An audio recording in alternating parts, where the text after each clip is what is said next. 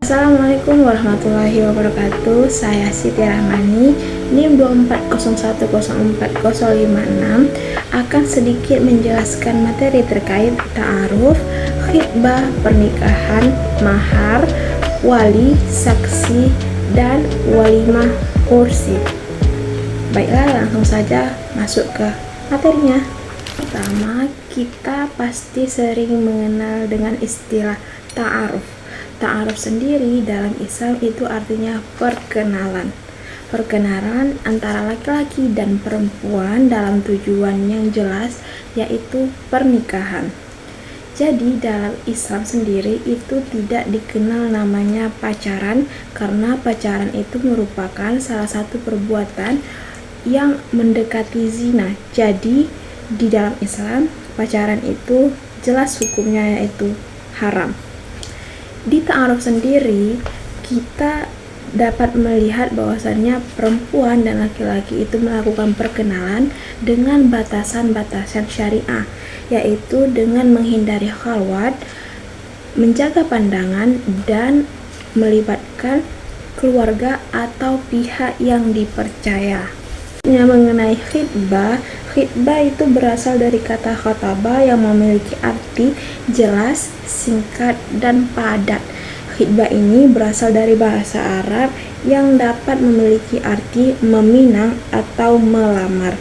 Secara terminologi, peminangan ialah kegiatan atau upaya ke arah terjadinya hubungan perjodohan antara seorang pria dengan seorang wanita. Khitbah sendiri dalam Islam itu hukumnya adalah mubah. Dan ada juga pendapat Ibnu Rushd yang mengatakan wajib. Khitbah itu memiliki tujuan yaitu untuk menghindari dari kesalahpahaman antara kedua belah pihak dan juga agar perkawinan itu sendiri berjalan atas pemikiran yang mendalam dan mendapat hidayah. Mengenai pernikahan, pasti kata nikah udah tidak asing bagi telinga kita. Pernikahan perlu kita ketahui itu berasal dari kata nakaha yang artinya berhimpun dan zawaja yang artinya pernikahan. Menurut istilah, nikah adalah menghubungkan antara dua jenis kelamin manusia, yaitu perempuan dan laki-laki, tidak untuk laki-laki dengan laki-laki maupun sebaliknya, untuk mendapat hidup bersama. Dasar hukum pernikahan menurut sabda Rasulullah SAW, beliau menganjurkan menikah bagi yang telah mampu, dan anjuran menikah terdapat dalam surat An-Nur ayat 32. Lalu kita ketahui bahwasannya rukun dari pernikahan itu ada 5. Yang pertama adanya mempelai perempuan, yang kedua adanya mempelai laki-laki, yang ketiga adanya wali, yang keempat adanya 2 orang saksi, dan yang kelima syarat ijab dan kabul. Jadi jika salah satu dari kelima rukun ini tidak terpenuhi, maka pernikahan itu dapat dikatakan batal. Akad nikah itu merupakan perjanjian sakral yang dilakukan oleh wali mempelai perempuan dengan si mempelai laki-laki yang menjadi tanda sahnya sebuah pernikahan. Dalam akad nikah tersebut ada yang namanya ijab dan kabul. Ijab itu diucapkan oleh wali perempuan dan kabul itu diucapkan oleh si mempelai laki-laki. Selanjutnya mengenai mahar. Mahar itu secara etimologi artinya adalah mas kawin. Secara terminologi, mahar itu adalah pemberian wajib dari calon suami untuk menimbulkan rasa cinta kasih bagi seorang istri kepada calon suaminya, atau suatu pemberian yang diwajibkan bagi calon suami kepada calon istrinya, baik dalam bentuk benda maupun jasa. Mahar sendiri hukumnya yaitu wajib. Kita bisa lihat dari sabda Rasulullah SAW sebagai berikut. Kita tahu mengenai mahar ini, mahar itu hukumnya wajib. Mahar itu bersifat formalitas atau sekedar simbol, jadi tidak masalah kalau nilainya sedikit. Menurut sabda Rasulullah SAW sebagai berikut, intinya sebaik-baiknya mas kawin adalah seringan-ringannya. Jadi jangan sampai karena keinginan atau keegoisan si perempuan dengan menetapkan mahar yang tinggi akan menjadikan si laki-laki terbebani sehingga pernikahan itu tidak tercapai. Hal ini merupakan hal yang tidak disukai dalam agama Islam alias tidak disukai oleh Allah. Hadis itu mengatakan bahwasannya secantik-cantiknya wanita adalah yang seringan-ringannya maharnya. Jadi kita sebagai wanita tidak boleh untuk menetapkan mahar yang terlalu tinggi yang dapat memperberatkan laki-laki. Perlu kita ketahui mahar ini dia ada dua jenis. Yang pertama adalah mahar musamma, yang kedua adalah mahar misil. Mahar musamma adalah mahar yang disebutkan bentuk, wujud, dan nilainya beserta besarnya yang disepakati oleh kedua belah pihak.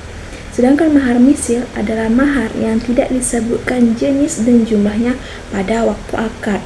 Mahar misil diwajibkan dalam 3 kemungkinan. Kemungkinan pertama, dalam keadaan suami tidak menyebutkan sama sekali mahar atau jumlahnya, maka ia wajib memberikan mahar misil setelah akad pernikahan. Yang kedua, suami menyebutkan mahar musamma namun mahar tersebut tidak memenuhi syarat yang ditentukan atau mahar tersebut cacat alias tidak sesuai dengan ketentuan ajaran Islam. Misal minuman khamar yang dijadikan sebagai mahar. Yang ketiga, suami ada menyebutkan mahar musamma, namun kemudian suami dan istri berselisih dalam jumlah atau sifat mahar tersebut dan tidak dapat diselesaikan. Selanjutnya mengenai wali. Wali dalam pernikahan ialah seorang yang bertindak atas nama mempelai perempuan dalam suatu akad nikah. Imam Syafi'i mengatakan wali itu menjadi rukun nikah, yang artinya jika tidak ada wali maka pernikahan tidak sah.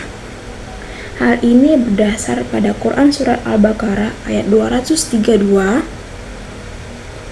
Quran Surat An-Nisa ayat 34, dan Quran Surat An-Nisa ayat 25. Macam-macam wali. Macam-macam wali itu ada 5. Yang pertama, wali nasab, yang merupakan orang yang mempunyai hubungan nasab dengan si perempuan. Yang kedua, wali hakim, yaitu wali yang ditunjuk oleh Menteri Agama atau pejabat yang ditunjuk olehnya dan diberi kewenangan untuk bertindak sebagai wali nikah. Yang ketiga ada wali maula, yang artinya wali majikan yang menikahkan budaknya sendiri yang berada di bawah kekuasaannya. Yang keempat, wali mujbir, yaitu hak ayah untuk menikahkan anak gadisnya tanpa persetujuannya terlebih dahulu. Hal ini boleh jika memenuhi ketentuan yang diatur. Yang kelima, wali adal, yaitu penolakan wali untuk menikahkan anak perempuannya yang berakal dan sudah baligh dengan laki-laki yang sepadan dengan perempuan itu. Selanjutnya mengenai saksi, menurut Imam Syafi'i, yaitu seorang yang diberikan tanggung jawab untuk menyaksikan suatu peristiwa yang diketahui secara pasti dan merupakan orang yang melihat atau mengetahui sendiri suatu peristiwa. Saksi itu adalah 2 orang laki-laki yang harus memenuhi syarat, yaitu merdeka, tidak fasik, dan adil. 2 orang saksi laki-laki. Mereka itu memiliki tanggung jawab untuk menyaksikan pernikahan tersebut. Dasar hukum saksi ada di surat At-Talaq ayat 66.